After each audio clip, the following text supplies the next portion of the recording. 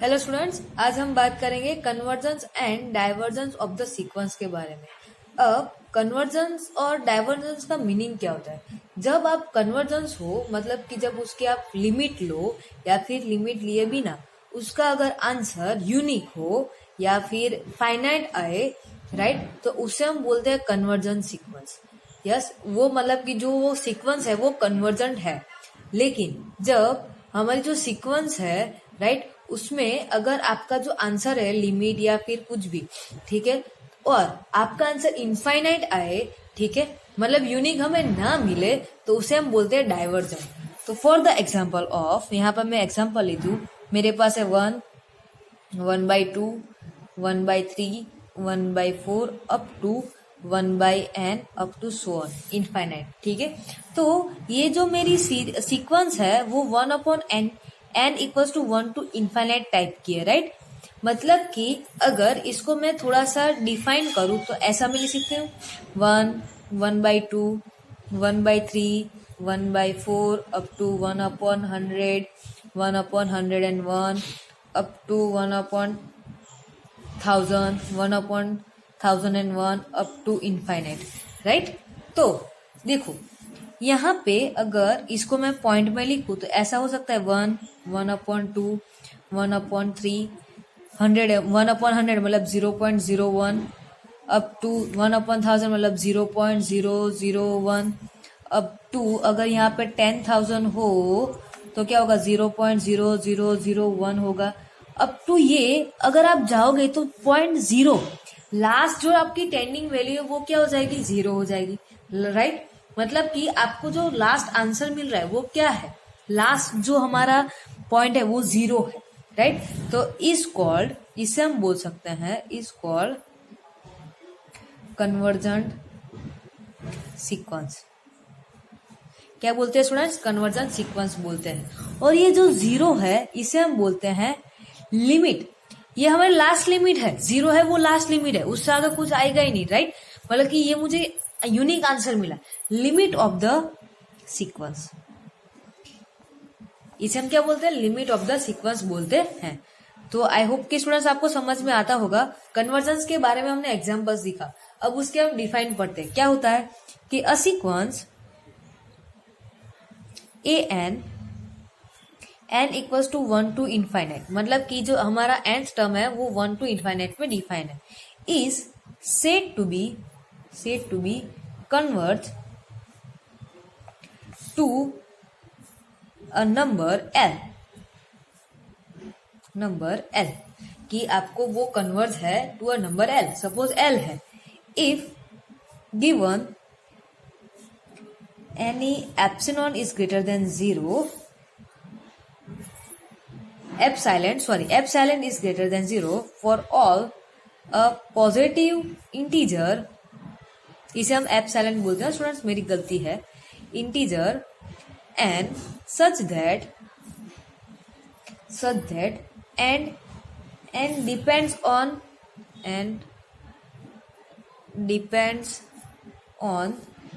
epsilon such that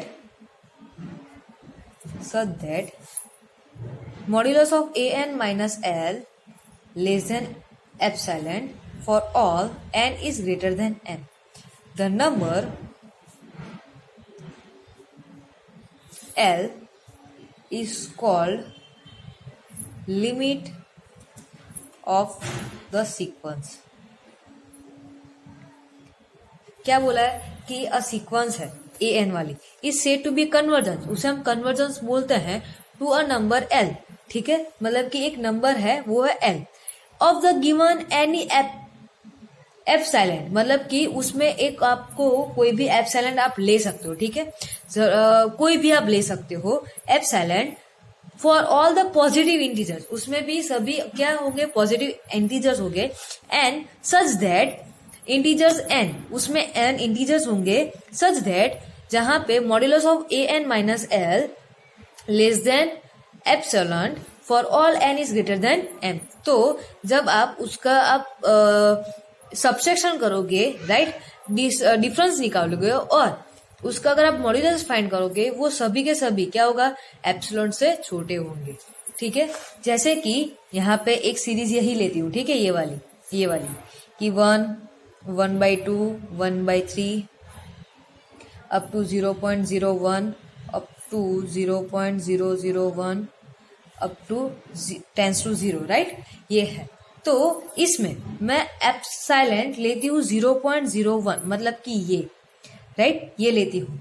तो ये सभी हमारे कौन क्या होंगे, एम होंगे, ठीक है। और इन सभी को छोड़कर बाकी के सभी ये क्या हो जाएंगे, एन इज ग्रेटर देन और एम हो जाएंगे, राइट, क्योंकि हमें पता है कि ये सबसे बड़ा है एप्सिलॉन, राइट। वो इनसे क्या होंगे, ये हमारा एन है, राइट, तो ये सभी क्या हो जाएंगे, ग्रेटर देन और इक्वल टू एम। ये सभी इससे क्या होंगे, बड़े होंगे, राइट। अगर मैं इसको अगर आगे थोड़ा सा इस जो हमारा a n minus l less than epsilon है, राइट, उसको अगर मैं थोड़ा सा आर और आगे लिखूं, ऐसे कि उसको और थोड़ा सा समझूं, तो ऐसा होगा कि a n minus l less than epsilon है, राइट। मतलब कि अगर इसका मॉड्यूलस में फाइंड करूं तो वो क्या होगा, a n minus l less than epsilon, right, ये होगा। अब इसके टू टाइप्स पढ़ेंगे, एक तो माइनस एंड एक प्लस। तो a n minus l less than epsilon और a n minus l less than epsilon.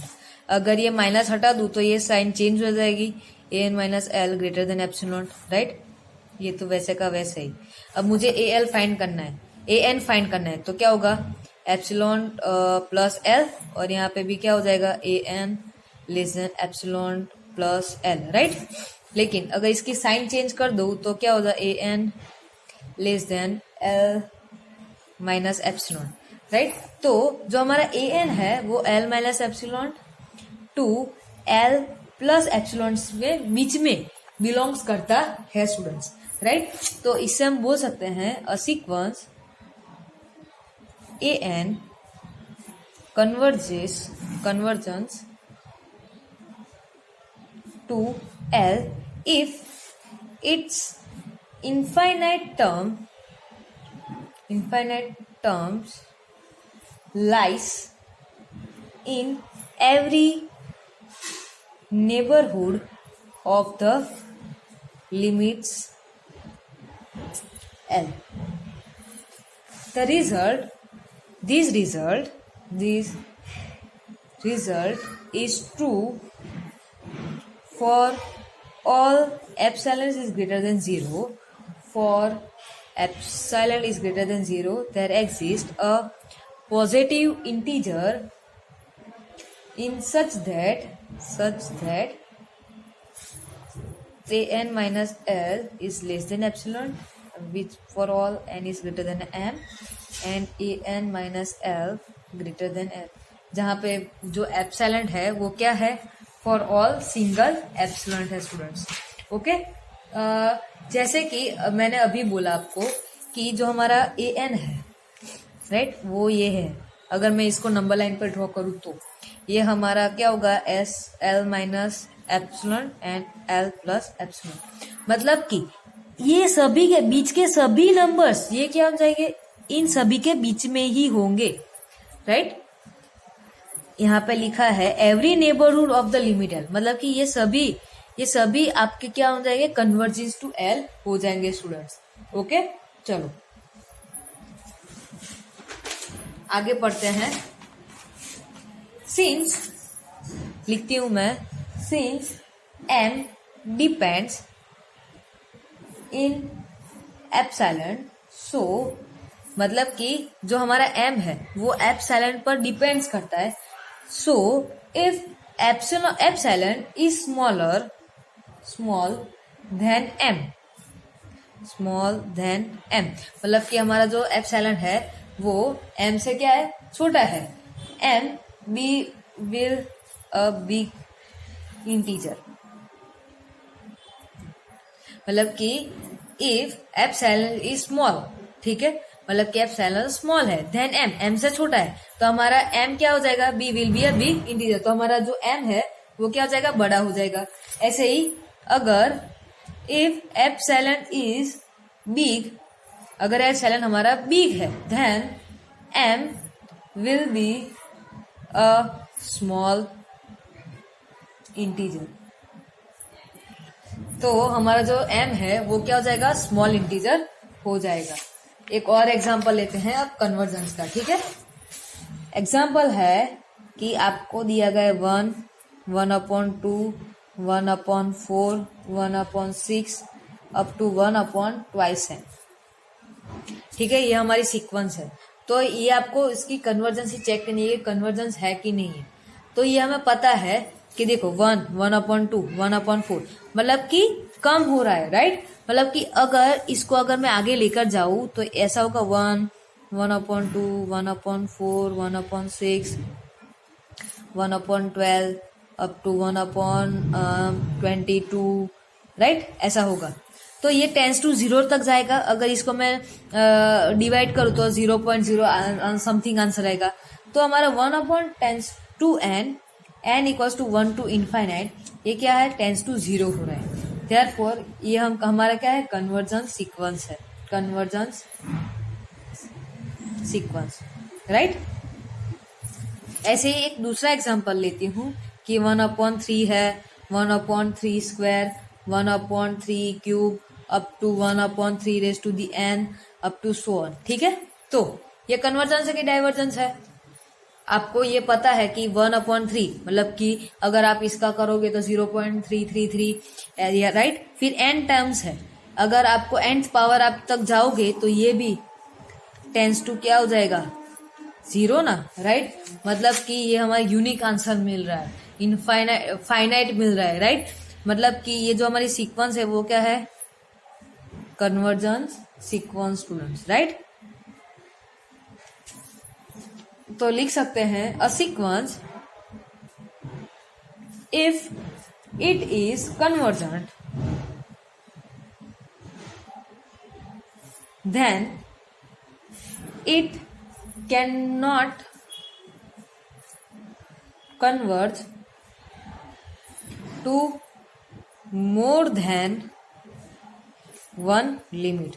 मतलब कि उसकी लिमिट क्या हो जाएगी, ओनली एंड ओनली 1 ही होगी, उससे ज्यादा हो सकती नहीं है। तो ही आपकी जो सीक्वेंस है वो कन्वर्जेंस होगी। उसके बिना अगर उससे ज्यादा आपको आंसर्स मिले तो वो कन्वर्जेंस नहीं होगा स्टूडेंट्स, ओके। चलो अब हम डाइवर्जेंस की बात करते हैं। डाइवर्जेंट सीक्वेंस, एक एग्जांपल लेती हूँ कि आपके पास है 1, 2, 3, 4 up to n up to infinite. तो ये आपको यूनिक आंसर मिल रहा है, 0 है, फाइनाइट है, राइट, फाइनाइट मिल रहा है। मतलब कि ये आपकी कौन सी सीक्वेंस हुई, डाइवर्जेंट, क्योंकि यहाँ पे आपको 0 नहीं, आप आगे तक जाओगे तो क्या होगा, देखो इसको अगर मैं और थोड़ा सा डिस्ट्रीब्यूशन में लिखूं तो क्या होगा, 100, 101 up to 1000, 1001 up to infinite तक जाएगा, राइट। मतलब कि ये आपका कौन सी डाइवर्जेंट सीक्वेंस हुई।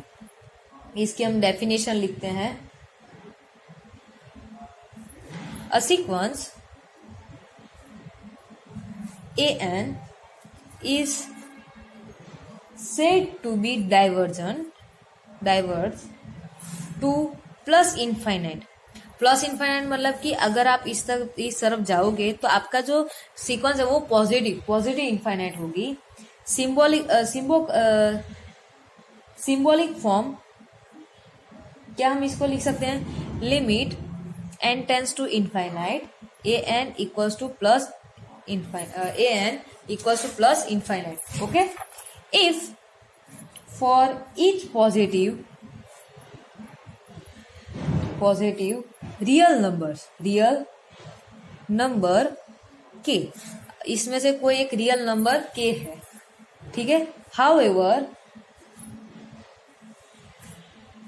लार्ज में भी, ठीक है, वो लार्ज भी हो सकता है।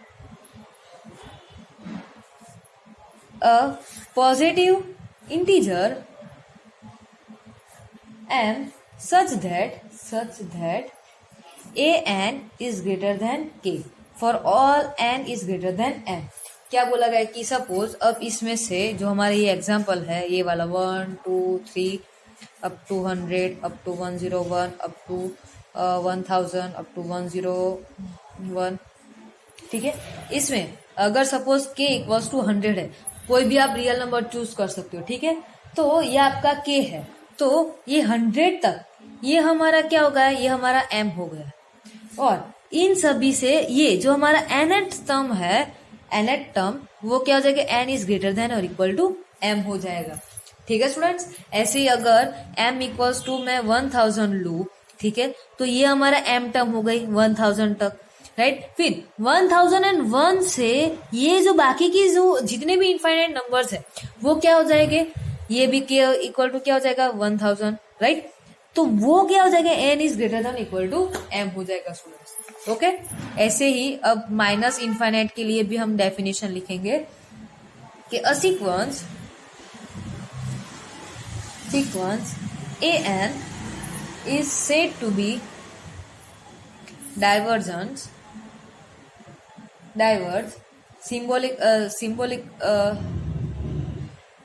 सिंबॉलिक फॉर्म में कैसे हम लिख सकते हैं, limit n tends to infinite an equals to minus infinite if for each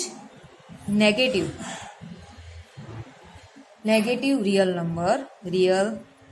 number k however small b। ठीक है, k क्या है, स्मॉल b हो सकता है,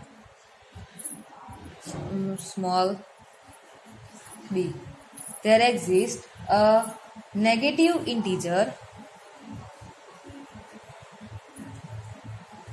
n such that an less than k for all n is greater than equal to m।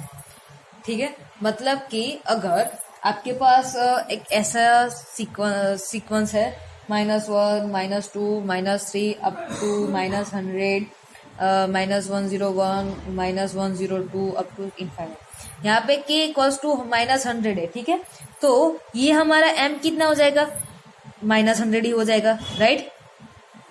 m यही हो जाएगा कि हमने ये सोचा, तो ये हमारा m कितना हो जाएगा, -1 टू -100, तो वो तो 100 ही होगा। तो वो सभी क्या हो जाएंगे, लेस देन -100। ये सभी इन सब बाकी के जितने भी नंबर्स है 101, 102, ये सभी माइनस है, वो सभी के सभी m से क्या हो जाएंगे, लेस देन हो जाएंगे। मतलब कि जो हमारे nth टर्म है वो n इज क्या हो जाएगी, लेस देन आएगा student, sorry, less than equal to m हो जाएगा स्टूडेंट्स। ओके, तो यहां से हम डाइवर्जेंस की डिफाइन लिख सकते हैं कि a sequence which diverges either to positive or to negative, positive or negative are called divergent sequence,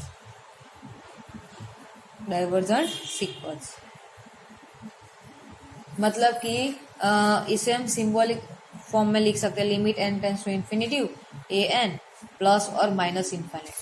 ठीक है, एग्जांपल ले लेते हैं कि 2, 4, 6, 8 अप टू 2n तक जाऊं, ये सभी आपको पता है कि ये इनफाइनाइट तक जाएगा, लेकिन कौन से, पॉजिटिव इनफाइनाइट तक, राइट।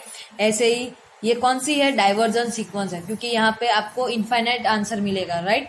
आपको 0, 1, 2, 3 ऐसा यूनिक आंसर नहीं मिलेगा इसके लिए। ऐसे 3 square, 3 cube up to 3 raise to the n power, ये सभी भी कौन से, positive infinite, right. Sequence divergence to diverge to positive infinite तक जाएगा स्टूडेंट्स, राइट। ऐसे ही अगर नेगेटिव का एग्जांपल लू, sequence divergent to minus infinite, तो क्या होगा, देखो -2, -4, -6, -8 अप टू -2n, राइट। तो ये सभी माइनस इनफाइनाइट तक जा रहा है, मतलब कि ये sequence direct to minus infinite, right. ऐसे ही दूसरा एग्जांपल हो तो -3 square, -3 cube up to -3 raise to the n power up to 1, right. तो ये क्या हुआ, माइनस इनफाइनाइट तक डाइवर्जेंस हो रहा है स्टूडेंट। तो आई होप कि आपको कन्वर्जेंस एंड डाइवर्जेंस का जो टॉपिक है वो क्लियर हो गया है। राइट, अब हम बात करते हैं ऑसिलेटरी।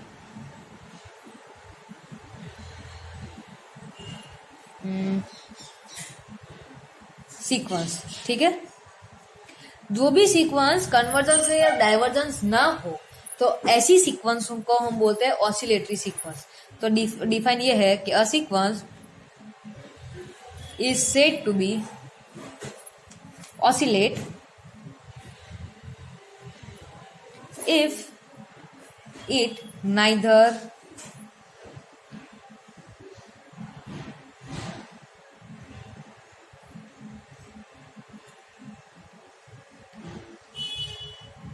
converge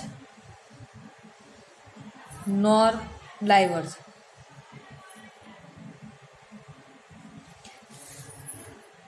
ठीक है, is called oscillatory sequence। For the example, एक एग्जाम्पल लेती हूँ कि -2 2 -2 2 up to -2 the n power. तो यहाँ पे आप देख सकते हो कि एक पॉजिटिव है, इसको अगर मैं लगाऊं वैसे 0, यहाँ पे 2 -2, ठीक है। तो क्या होगा, पहले तो 2 है, 0 to 2, 2 से -2, -2 से 2, 2 से -2, ऐसे ही जंप कर रहा है। राइट, मतलब कि यहाँ पे आपको ना ही कन्वर्जेंट है ना ही डाइवर्जेंट। अगर कन्वर्जेंट हो तो मतलब आपको फाइनाइट आंसर, यूनिक आंसर मिलेगा। अगर डाइवर्जेंट हो प्लस और माइनस इनफाइनाइट मिलेगा। ये दोनों में से आपको कोई भी आंसर नहीं मिल रहा है। राइट, मतलब कि इसे ऐसी सीक्वेंस को हम क्या बोलते हैं, ऑसिलेटरी सीक्वेंस बोलते हैं। ऐसी एक और एग्जाम्पल लेती हूँ कि -1 2 -3 4 -5 6 up to -n tends to the n power. ठीक है, तो इसका अगर मैं आपको नंबर लाइन पर ड्रॉ करूं तो पहले तो 0, फिर -1 मतलब कि यहाँ पे, फिर 2 तो मतलब कि यहाँ पे, -3 मतलब कि यहाँ पे, फिर 4 मतलब कि यहाँ पे, ऐसे -5 मतलब कि यहाँ पे, ऐसे 6 तो यहाँ पे। तो ये क्या हो रहा है, जंप कर रहा है, यहाँ पे कभी यहाँ पे कभी यहाँ पे कभी यहाँ पे। राइट, तो यहाँ पे भी आप देख सकते हो, यहाँ पे आपको 0 या फाइनाइट आंसर नहीं मिलेगा, इनफाइनाइट भी नहीं मिलेगा। राइट, मतलब यूनिक आंसर भी नहीं मिलेगा। यहाँ पे आपको 2 या 3 आंसर्स मिलेंगे। तो ऐसी जो सीक्वेंस है, ऐसी सीक्वेंस को हम क्या बोलते हैं, ऑसिलेटरी सीक्वेंस बोलते हैं स्टूडेंट्स। आई होप कि आपको समझ में आया होगा जो convergent sequence, divergent sequence and oscillatory sequence के बारे में। Thank you.